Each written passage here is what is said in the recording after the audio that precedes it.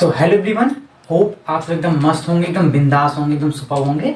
तो we are going to start quantitative aptitude. Let's learn together. हम और आप मिलके यहाँ पे क्वांटिटेटिव एप्टीट्यूड को अच्छे से सीखने वाले हैं, पूरा बेसिक से स्टार्ट करने वाले हैं। सबसे पहले बात करते हैं नंबर सिस्टम की। हमारी क्वांट का सबसे बेसिक सा टॉपिक है नंबर सिस्टम। हमारे जो नंबर्स होते हैं वो दो तरीके के होते हैं। एक अपना होता है रियल नंबर, एक होता है कॉम्प्लेक्स नंबर। ठीक, अब बताती है रियल नंबर क्या होता है। रियल नंबर मतलब जो भी नंबर पॉसिबल हैं और उनको हम नंबर लाइन पर ड्रा कर सकते हैं, उनको हम कहते हैं रियल नंबर। अब आपके दिमाग में क्वेश्चन आ सकता है या हमारे दिमाग में क्वेश्चन आता है कि नंबर लाइन क्या होती है।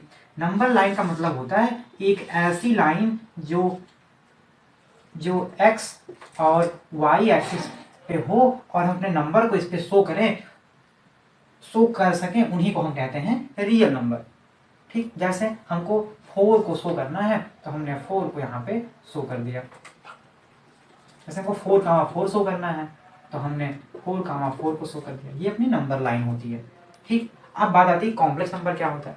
कॉम्प्लेक्स नंबर मीन्स जो कुछ भी पॉसिबल नहीं है, जो कुछ भी रियल वर्ल्ड में एग्जिस्ट नहीं करता है, उसको बस हम इमेजिन कर सकते हैं, उसको हम कहते हैं कॉम्प्लेक्स नंबर। जैसे हमने कह दिया 5i 5j 5k, बट आपको हम i j और k की वैल्यू ना दें तो ये नंबर पॉसिबल नहीं है, एग्जिस्ट ही नहीं करते हैं। अगर हम i j और j की वैल्यू ना दें, हमने i वैल्यू दिया 1 या k की वैल्यू 1 या j की वैल्यू 1, तो ये एग्जिस्ट करेंगे। लेकिन अगर हमने वैल्यू ना दी तो ये अपने कॉम्प्लेक्स नंबर में आ जाते हैं। इनको हम कहते हैं इमेजिनरी नंबर भी कहते हैं।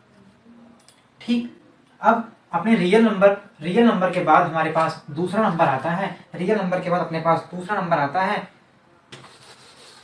बात करते हैं नेचुरल नंबर क्या होता है।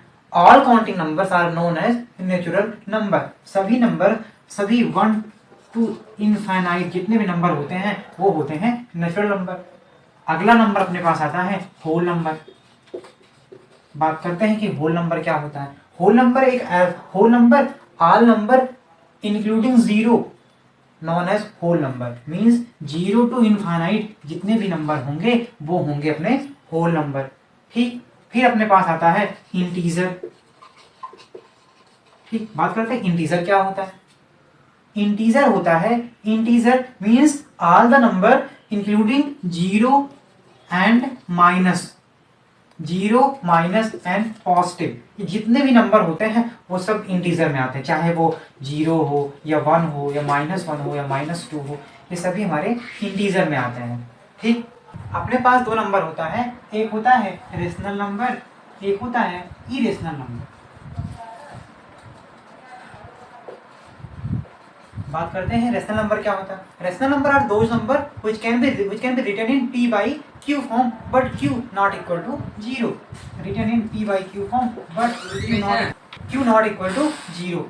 बट अगर बात करें इरेशनल नंबर की तो irrational number can not be written in p by q form. जैसे अब बात करते हैं फिर इरेशनल नंबर में कैसे नंबर आते हैं। जैसे हो गया अपना √2 पाई √4 √8 √10, इस तरीके से जो वैल्यू होती हैं वो इरेशनल नंबर के फॉर्म में आती हैं। उनको हम p by q के फॉर्म में नहीं लिख सकते हैं।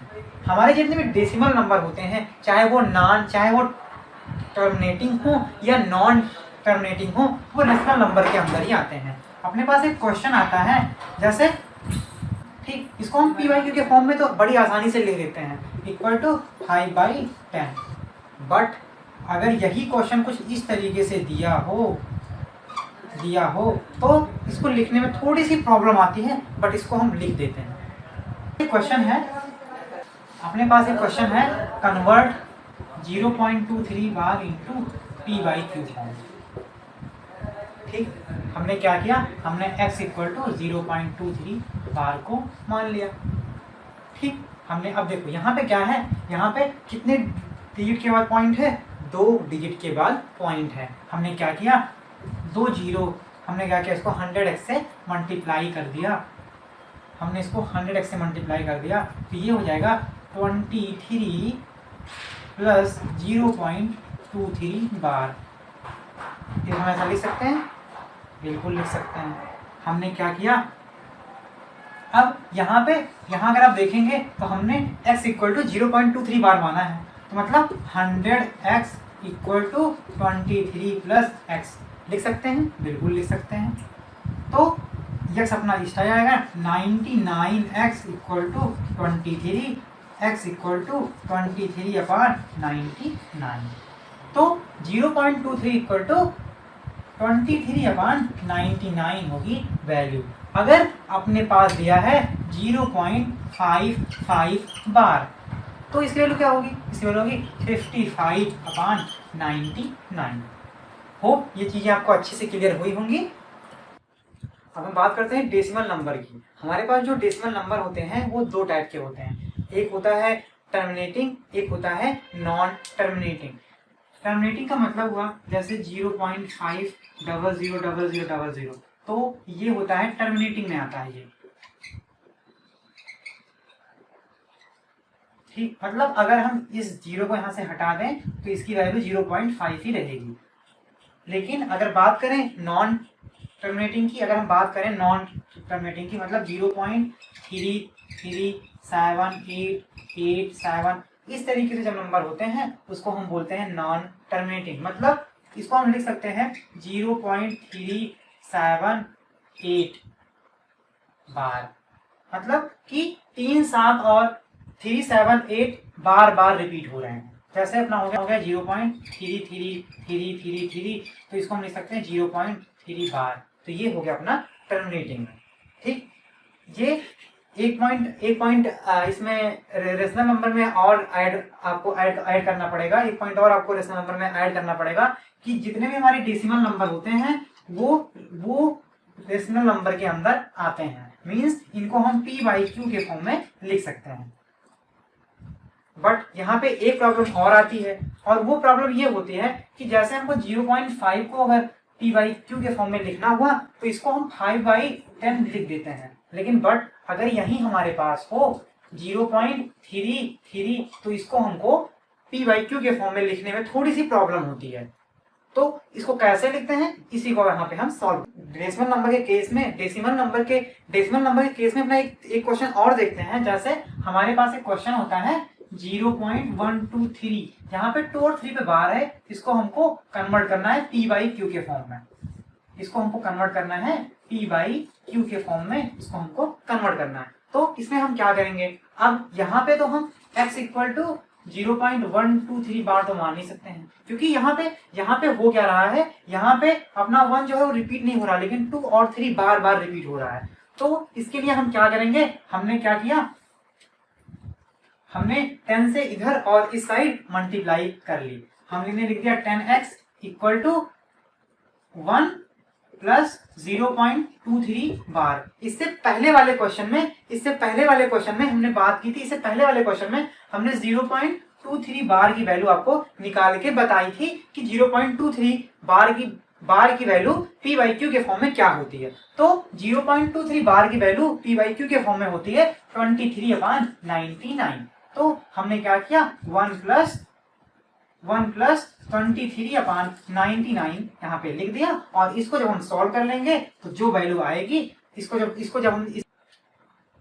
जब हम x के सॉल्व करके निकालेंगे तो आएगी 222/990। आप इसको सॉल्व करके देखेंगे तो ये अपना आ जाएगी x की वैल्यू। चलिए एक क्वेश्चन आपके लिए है, आप इस क्वेश्चन को ट्राई कीजिए, और एक क्वेश्चन आपके लिए है, आप इस क्वेश्चन को ट्राई कीजिए, और जो भी आंसर आए आप कमेंट बॉक्स में जरूर लिखिएगा। क्वेश्चन आपके लिए है, आपको इस क्वेश्चन को p/q के फॉर्म में कन्वर्ट करना है, ठीक। आपको इस क्वेश्चन को इस तरीके से सॉल्व करके और p/q के फॉर्म में इसको लिखना है, और जो भी आंसर आए आप उसे कमेंट बॉक्स में जरूर लिखिएगा। देखिए, इस टाइप के क्वेश्चन को सॉल्व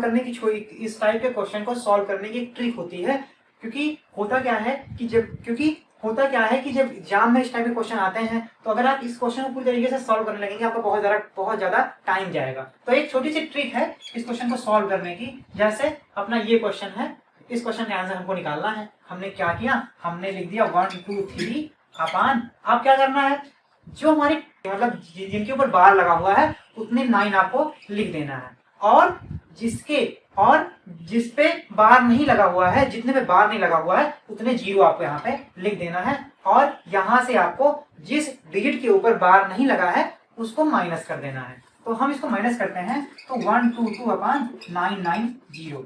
तो आप देखिए दोनों का आंसर सेम आया। ठीक, इसी ट्रिक से इसका आंसर निकालते हैं।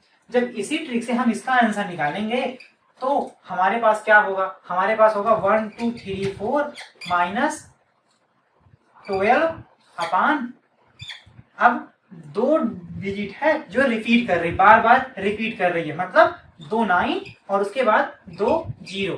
इसको सॉल्व करेंगे, जो होगा वो इसका आंसर हो जाएगा। होप आपको यहां तक चीजें समझ में आई होंगी। आपके लिए एक क्वेश्चन और है, आपको इस क्वेश्चन को सॉल्व करना है और कमेंट बॉक्स में लिखना है कि इसका आंसर क्या आता है। और वो क्वेश्चन आपके लिए है 0.12345 ठीक, इसमें बार लगा हुआ है। यहाँ पे जो क्वेश्चन है 0.12345 और जो बार लगा हुआ है वो 456 पे लगा हुआ है। आपको करना क्या है, आपको करना है इस क्वेश्चन को सॉल्व करना है और कमेंट बॉक्स में लिखना है। ठीक, तो हमने कौन कौन सा नंबर पढ़ लिया, हमने पढ़ लिया real number, imaginary number, rational number, irrational number और डेसिमल नंबर। उस पर क्वेश्चन भी हमने बहुत तरीके क्वेश्चन सॉल्व कर लिया जैसे हमारे कॉम्पिटिटिव एग्जाम में पूछे जाती है। अब हमारा जो अगला नंबर आता है वो आता है प्राइम नंबर। ठीक, प्राइम नंबर पे भी हमारे कॉम्पिटिटिव एग्जाम में बहुत सारे क्वेश्चन पूछे जाते हैं। ठीक, बात करते हैं कि प्राइम नंबर क्या होता है। ये जो अपना प्राइम नंबर देखो खुद से होता डिवाइड, और दूसरा जो होता है वो अपने से होता डिवाइड। जैसे अपने पास आ जाता है 2, अपने पास आ जाता है 2 जो होता है वो 1 से डिवाइड होता है और 2 से डिवाइड होता है। जैसे अपने पास आ गया 5 जो होता है वो अपने से डिवाइड होता है और 5 से डिवाइड होता है। ठीक, प्राइम नंबर के बाद आता है अपना कंपोजिट नंबर। बात करते हैं कंपोजिट नंबर क्या होता है। ठीक, प्राइम नंबर में क्या होगा कि prime number are those number which have only 2 factor but composite number have more than 2 factor. अब एक क्वेश्चन कभी कभी पूछा जाता है कि 1 जो होता है वो प्राइम नंबर है कि कंपोजिट नंबर है। तो 1 अगर 1 को हम प्राइम नंबर कहें तो 1 प्राइम नंबर नहीं है। क्यों? क्योंकि हमारी जो प्राइम नंबर कहती है the prime number are those number which have exactly 2 factor but 1 के तो 2 फैक्टर है नहीं, मतलब 1 प्राइम नंबर नहीं है। कंपोजिट नंबर में मोर देन 2 फैक्टर, तो ये 1 जो है वो कंपोजिट नंबर भी नहीं है, मतलब 1 is the special number which is neither prime not composite. अब कुछ तरीके क्वेश्चन जो है प्राइम नंबर, अब कुछ प्रॉब्लम्स कैसे क्वेश्चन प्राइम नंबर पूछे जाते हैं उसको हम यहाँ पे देखने वाले हैं। तो प्राइम नंबर जो होगा वो या तो 6k - 1 के फॉर्म में होगा या तो 6k + 1 के फॉर्म में होगा। ठीक, अब इसको हम एक देखते हैं। जैसे हमने कहा 6k - 1, हमने k की वैल्यू रख दी 1, तो हमारा आ गया 5। ठीक, मतलब 5 अपना प्राइम नंबर है। ठीक, मतलब कि यहां से जो नंबर आएंगे वो प्राइम नंबर हो भी सकते हैं, नहीं हो सकते हैं, लेकिन जितने प्राइम नंबर होंगे वो इसी फॉर्मेट में होंगे। जैसे हमने लिख दिया 6 की वैल्यू हमने दे दी 1 + 1। ठीक, तो ये हो गया अपना 7 भी अपना प्राइम नंबर नहीं है, सॉरी 7 भी अपना प्राइम नंबर है। यहां पे जो नंबर होंगे ये फॉर्मेट जो है, यहां से जो नंबर आएंगे वो प्राइम हो भी सकते हैं, नहीं भी हो सकते हैं, लेकिन जो प्राइम नंबर होंगे वो इसी फॉर्मेट में नंबर होंगे। ठीक, आपको एक छोटा सा पॉइंट और ऐड करना है कि 1 to 100 हमारे पास कितने प्राइम नंबर होते हैं? 25।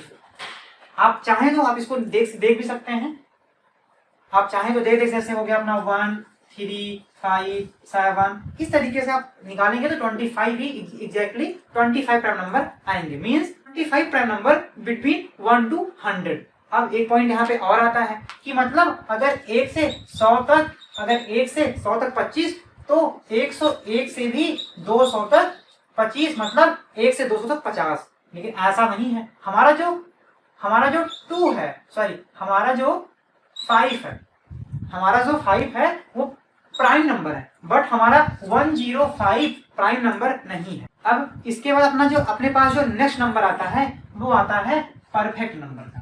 बात करते हैं परफेक्ट नंबर क्या होता है। कि परफेक्ट नंबर वो नंबर होते हैं जिनके फैक्टर का सम वो नंबर खुद होता है।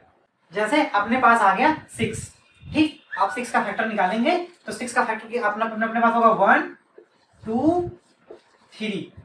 अगर आप इसको ऐड करेंगे 1 2 और 3 को ऐड करेंगे तो अपने पास आ जाता है 6। अपने पास अगला नंबर है 28। आप 28 का फैक्टर आप निकालेंगे 1 2 4 7 14। तो ये हो गया अपना 28 का फैक्टर। आप इसको ऐड करेंगे तो इनका सबका सम जो होगा वो 28 होगा। इसके बाद अपना नेक्स्ट नंबर आता है को प्राइम नंबर। दो नंबर को प्राइम कहे जा सकते हैं अगर उनका एचसीएफ 1 हो।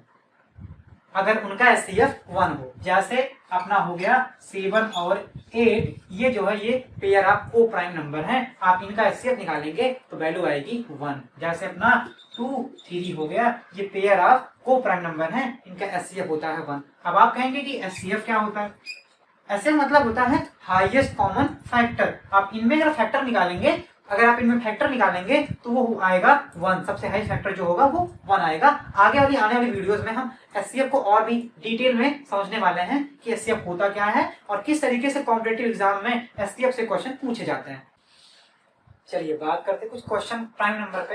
एक क्वेश्चन होता है जो लगभग हर एक एग्जाम में पूछा जाता है, हर एक कॉम्पिटिटिव एग्जाम में पूछा जाता है। जैसे आपको कोई नंबर दे दिया जाएगा और पूछा जाएगा कि चेक करो ये नंबर प्राइम नंबर है या नहीं। जैसे हमारे पास एक नंबर दिया हुआ है 2 2 1 और बोल रहा है चेक इट इज प्राइम और नॉट, इट इज प्राइम और नॉट। आपसे कह रहा है आपको चेक करना है कि 2 2 1 प्राइम नंबर है या नहीं है। तो आप क्या करेंगे? अगर आप देखें, अगर आप डिवाइड करना चाहेंगे तो आप कहाँ तक डिवाइड करेंगे? ये बहुत ही दिक्कत होती है। तो इसके लिए छोटी सी ट्रिक है। आपको करना क्या, आप देखेंगे इसके पास का परफेक्ट स्क्वायर किसका बन सकता है। तो 2 2 5 इसके पास का परफेक्ट स्क्वायर बनेगा, ठीक। और 2 2 5 किसका परफेक्ट स्क्वायर है? 15 का। अब करना क्या है, आपको 15 तक के जितने प्राइम नंबर हैं उनको निकाल लेना है। 1 3 5 7 11 और 13, इतने प्राइम नंबर आपके 15 के बीच में आएंगे। अब आप करना क्या है, अब आपको 2 2 1 को इन सबसे डिवाइड करना है। अगर इनमें से किसी से 2 2 1 डिवाइड हो जाता है तो ये प्राइम नंबर नहीं। अगर इनमें से किसी से 2 2 1 डिवाइड नहीं होता है तो आगे भी ये किसी नंबर से डिवाइड नहीं होगा और ये प्राइम नंबर होगा। लेकिन हमारा जो 2 2 1 है वो 11 से डिवाइड हो जाएगा, तो ये प्राइम नंबर नहीं है, मतलब ये प्राइम नंबर नहीं है। इस टाइप के क्वेश्चन आपको हर एक एग्जाम में पूछने को देखने को मिलेंगे। आपसे पूछ लिया 1 1 0 बताओ प्राइम नंबर है कि नहीं है, तो आप इस मेथड से निकाल सकते हैं। इसके पास का आप इसके पास का जो परफेक्ट स्क्वायर होगा, परफेक्ट स्क्वायर जिसका बनेगा, आपको नंबर निकालिए और वो जिसका परफेक्ट स्क्वायर है उसके उतने तक प्राइम नंबर निकालिए। अगर उससे डिवाइड हो गया तो ये परफेक्ट स्क्वायर नहीं है, अगर नहीं होता है तो ये प्राइम नंबर है।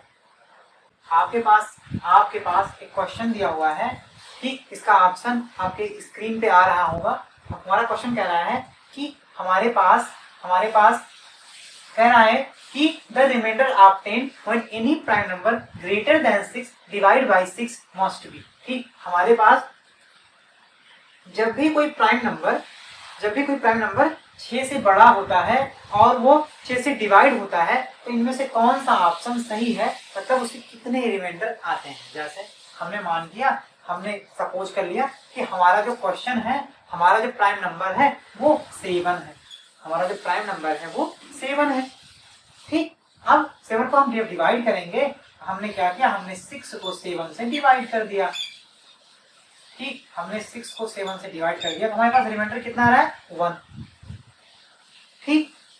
अब हम एक और अगला नंबर लेते हैं। अगला हमारा प्राइम नंबर कौन सा होगा? 13 अपना प्राइम नंबर अगला होता है, सॉरी 11 होगा अपना अगला प्राइम नंबर 11। हमने अगला प्राइम नंबर लिया 7 किया तो अपना अगला प्राइम नंबर होगा 11। हमने 11 को भी 6 से डिवाइड किया, हमने क्या किया, हमने 11 को भी 6 से डिवाइड किया तो 5, ठीक। आपके पास एक जो ऑप्शन होगा 1 and 5 वो ऑप्शन सही है। एक टॉपिक थोड़ा सा स्किप हो गया था और वो टॉपिक था फेस वैल्यू, फेस वैल्यू और प्लेस वैल्यू निकालने के लिए। ठीक, फेस वैल्यू जो होगी किसी भी डिजिट की, जैसे आपने पास दिया है 7 6 9 4 2। अब आपसे अगर इसमें से कोई किसी भी डिजिट का फेस वैल्यू पूछ लेता है, जैसे 2 का पूछा, तो द फेस वैल्यू ऑफ 2,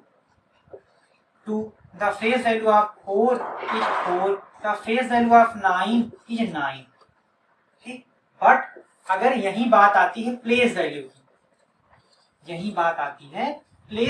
अगर यहीं पे बात आती है प्लेस वैल्यू की, तो अगर इसी की प्लेस वैल्यू हमको निकालनी हो 5 7 9 4 2, अगर हमने इसमें 4 की प्लेस वैल्यू निकालनी हुई, इसमें हमको 2 की प्लेस वैल्यू निकालनी हुई, तो 2 की प्लेस वैल्यू हो जाएगी 2, 4 की 40, 9 की 900, 7000, 50,000, ये हमारी प्लेस वैल्यू हो जाएगी। 2 की 2 हो गई, 4 की 40। ठीक, ये अपनी होती है 1s प्लेस, ये होती है 10s प्लेस, ये होती है 100 प्लेस, ये होती है 1000 प्लेस, ये होती है 10,000 प्लेस। तो जो नंबर होंगे उसमें उसी प्लेस में उसी से मल्टीप्लाई कर देंगे, अपनी प्लेस वैल्यू आ जाएगी। होप ये सारी चीजें आपको समझ में आई होंगी। इस वीडियो में बस इतना ही, मिलते हैं नेक्स्ट वीडियो में, तब तक के लिए have a good day, bye bye.